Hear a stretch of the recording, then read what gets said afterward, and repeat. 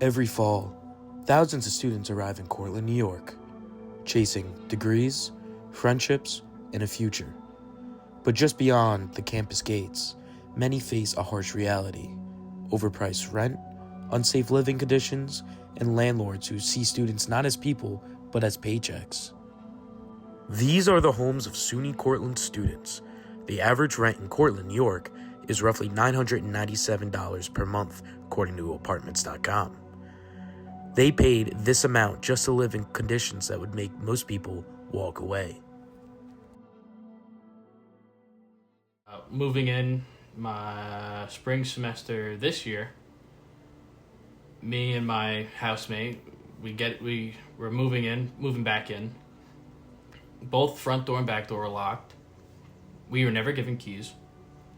So I had to prop up a ladder and climb into the second floor patio.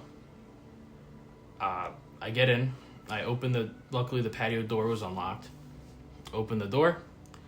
There's a wall of ice from a burst pipe about 5 feet tall. I could just stick my head over it. And I was able to get pictures. I was able to poke my head in. The whole living room was flooded, covered in ice.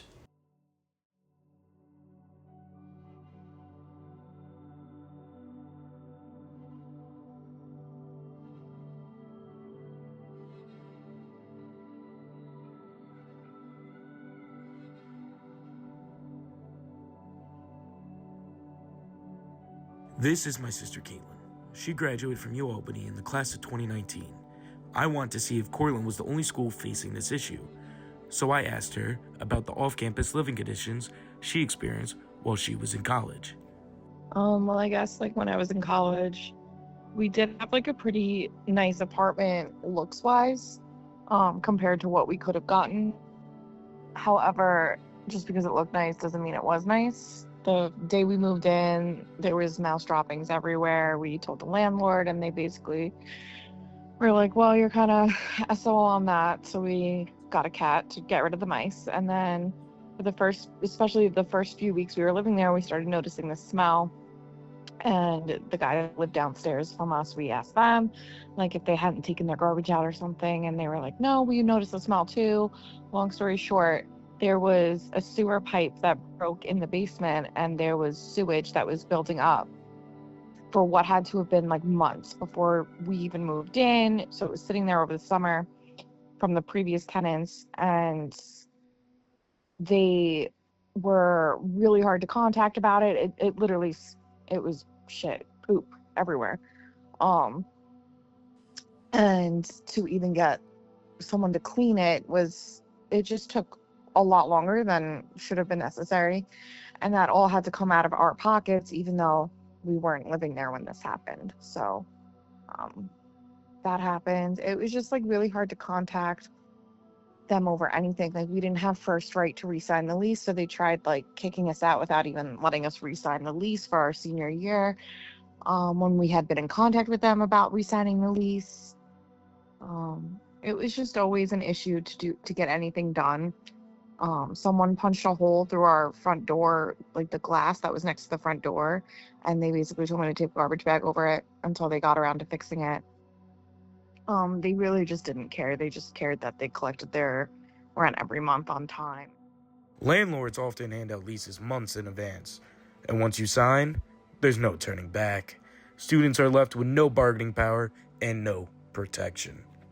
Yeah, moving back into my semester house this year, I lost probably approximately $250 worth of cords that were plugged into the wall, my bedding, and this was all from a pipe that burst due to our landlord not telling us that he moved away, a new person owning the house, and not checking up on it for the entire month and a half we were gone for Christmas. All my stuff was, by the time I got back, my door had been beaten in to recover what I could. The stuff that wasn't destroyed, it's still stained. Still honestly smells like dirt and water and crap. And to this day, they haven't tried to reimburse me for it. Told that landlord multiple times, send her a list of my grievances. Not a single time have I tried to be reimbursed.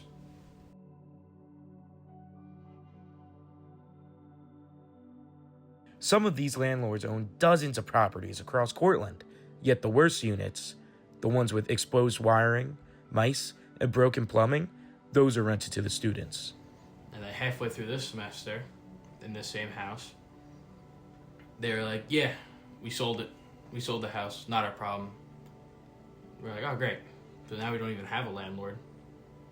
But the people that apparently bought it, they are, they're like, yeah, don't expect anything because nothing's going to happen.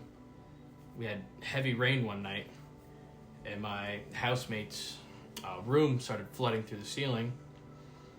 We called the landlord. Took him forever to respond, like usual, as we expected. And all he did was just, he was like, yeah, you should move your bed. Oh, great, thanks. Put a bucket to collect the water. That was basically it. That's basically all he did. I think he just painted it up. It's terrible. The most common problem? Mold. It hides in ceilings, walls, and vents, triggering asthma, migraines, and respiratory infections. For some students, it's just an eyesore. For others, it is a health crisis that lingers long after the semester ends.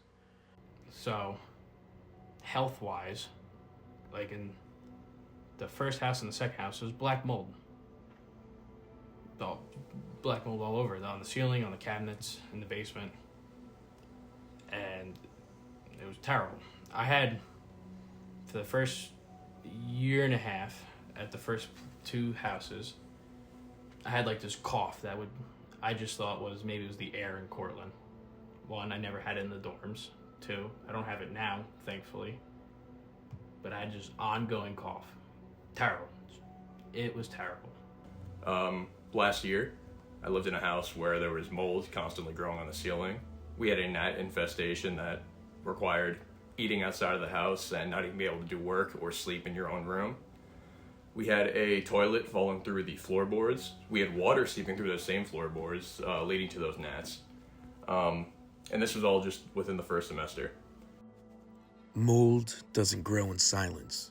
It thrives where neglect is routine and responsibility is absent. So the question becomes, when students are living in dangerous conditions, where are the landlords? Me and my friends were sitting on the couch, and one of our shelves, which is, again, probably cheaply made, collapsed randomly with all of our glasses and random cups and fragile things, and they all shattered and broke. Two of my glasses broke, and it was really scary and traumatic for me and my friends, and luckily no one else was there to get hurt. So that's my biggest horror story. The issues that I've experienced living off campus honestly isn't many, but mainly just include broken appliances, like our microwave is broken right now. And we didn't have heat or hot water for a decent amount of time. Our landlord isn't that great at responding to us quickly, but overall, our experience doesn't affect our health or safety in any way. Yes, you may say student housing in Cortland is broken, but that doesn't mean your future has to be. This isn't what renting is supposed to look like. It is not normal, and it is not what you should expect after college. The silver lining? Going through this now teaches you what questions to ask, what red flags to look out for, and how to stand up for yourself. The next time you sign a lease, you'll do it with experience. To find comfort in future renting, I talked to my brother-in-law, Tom. Now renting a place in an apartment complex where there's someone overseeing a property manager and having people on site to be able to fix things for you.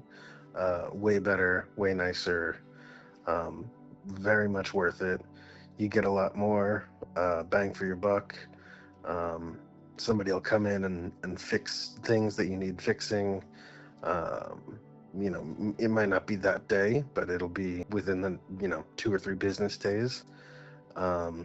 Whereas if you were just living off campus for a college, it could be never, or you would have to fix it yourself. Other than that, yeah, I like living in the apartment complex because it feels a lot more communal. Like everybody has their own thing, and it's a nice little space.